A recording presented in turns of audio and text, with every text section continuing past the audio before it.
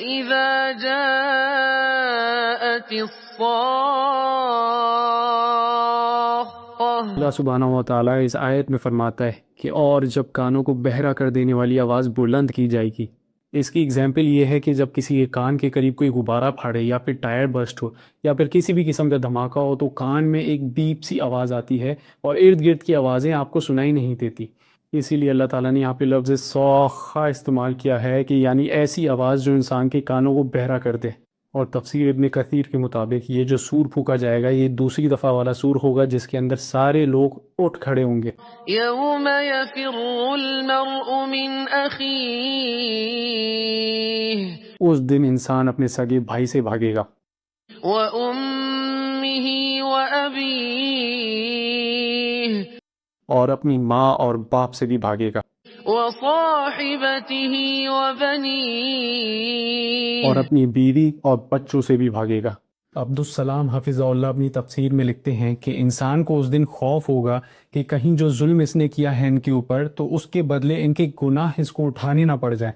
اسی طرح صحیح مسلم کی حدیث میں موجود ہے کہ کیونکہ انسان نے کسی کو مارا ہوگا، گالی دی ہوگی، بہتان لگایا ہوگا، خون کیا ہوگا یا تو کسی کا مال کھایا ہوگا تو اس کے بدلے اس کی نیکیاں لے کے اس شخص کو دے دی جائیں گی جس کے ساتھ اس نے یہ سب کیا تھا۔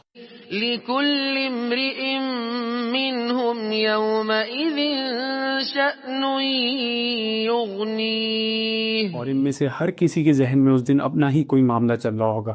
شأن کا مطلب یہ ہے کہ کوئی ایسا معاملہ یا ایسی فکر جو کہ خاص صرف آپ ہی کے ذہن میں چل رہی ہو، اور وہ فکر ایسی ہوگی کہ اللہ فرماتا یغنی ہی، یعنی اس فکر کی وجہ سے وہ شخص بے پرواہ ہو جائے گا سب سے۔ پھر اس آیت کے متعلق ابن کثیر رحمہ اللہ ایک حدیث پیش کرتے ہیں کہ جس کا مفہوم یہ ہے کہ رسول اللہ صلی اللہ علیہ وسلم فرماتے ہیں کہ اس دن انسان ننگے پیر، ننگے بدن اور ختنے کے بغیر اٹھایا جائے گا، جس کے متعلق پھر سوال ہوا کہ اس طرح تو لوگ ایک دوسرے کی شرمگاہیں دیکھ سکیں گے، تو رسول اللہ صلی اللہ علیہ وسلم نے فرمایا کہ اس دن کا معاملہ اتنا سخت ہوگا کہ یہ سوچ بھی نہیں آئے گی انسان کے ذہن میں۔ وجوہ یومئذ مسفرہ، اور اس دن کچھ چہرے روشن ہوں گے، چمک رہے ہوں گے، اور یہ وہ لوگ ہوں گے جن کے سیدھے ہاتھ میں کتاب پکڑائی جائے گی۔ اور اللہ تعالیٰ سورہ قیامہ میں ان کے متعلق فرماتا ہے الی ربها ناظرہ، اور یہ لوگ اپنے رب کی جانب دیکھ رہے ہوں گے۔ ضاحکۃ مستبشرہ، اور وہ لوگ خوشی سے ہنس رہے ہوں گے اور ان کو مبارکباد بھی دی جا رہی ہوگی۔ ووجوہ یومئذ علیہا غبرہ، اور اس دن کچھ چہروں پہ غبار ہوگا، ترہقها قترہ، اور ان کے چہروں پہ سیاہی چھا جائے گی۔